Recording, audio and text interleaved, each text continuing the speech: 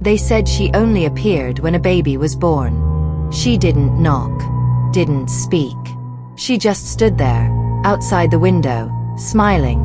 But if you saw her face clearly, the child wouldn't see morning. We went to Akura for the birth of my sister's baby. A small, forgotten village near the river. Quiet. Tired. The type of place where news still travels on foot and stories live longer than their tellers. My sister Saad had chosen to deliver there because of Mama Onik, the famous midwife said to hear the voice of wombs. Saad was overdue. Our family was worried. The day we arrived, the air felt thick.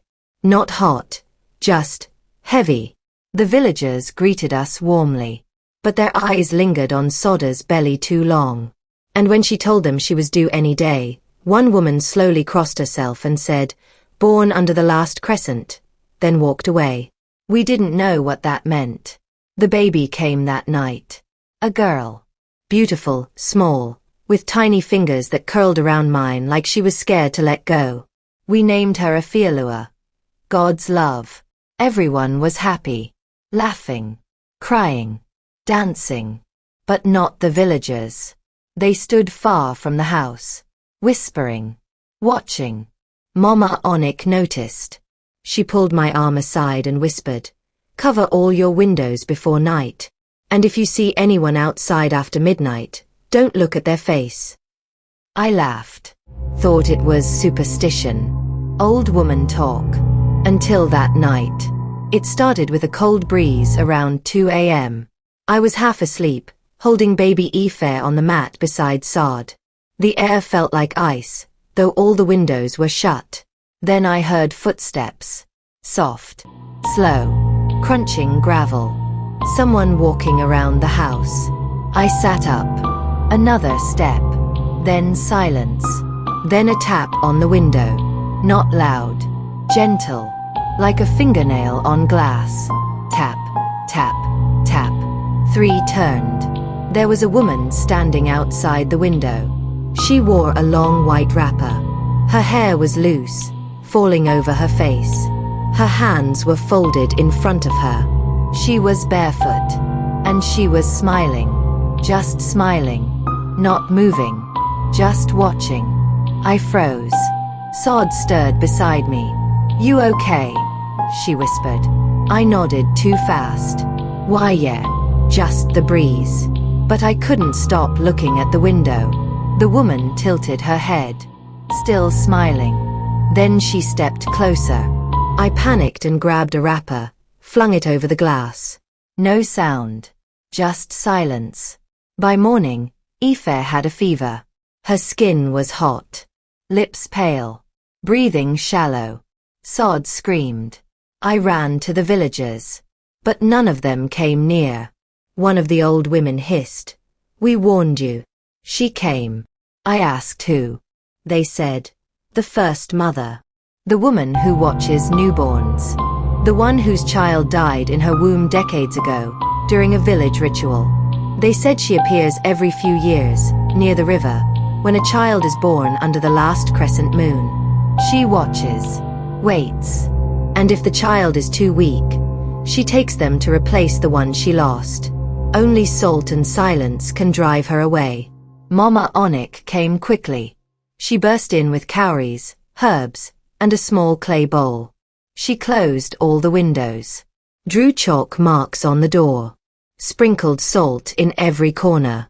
Then she looked at me. "You saw her, didn't you?" I nodded. I didn't see her face, not clearly. I covered the window. She paused, then said slowly, "But did she see you?" I didn't answer. Ife got better by evening. She smiled, giggled even. But that night, I couldn't sleep. I kept hearing soft breathing by the window. And at 3:12 a.m., the wrapper I'd used to cover the glass slipped. The window was open, and she was standing there again. This time, her face was fully visible. And it was my mother's. The mother we buried 5 years ago. She looked exactly the same. The same mole on her cheek. The same kind eyes. The same smile. but the smile didn't reach her eyes. She mouthed something. I didn't hear it, but I saw the words. Come. Bring her. Then she slowly began walking away, toward the trees behind the house. Still barefoot. Still smiling. Still looking back. I don't know what came over me. I stood. Still in my wrapper. Picked up the baby. Walked to the door. I opened it.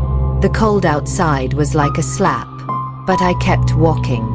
Her white figure glided ahead of me, past the trees, into the mist.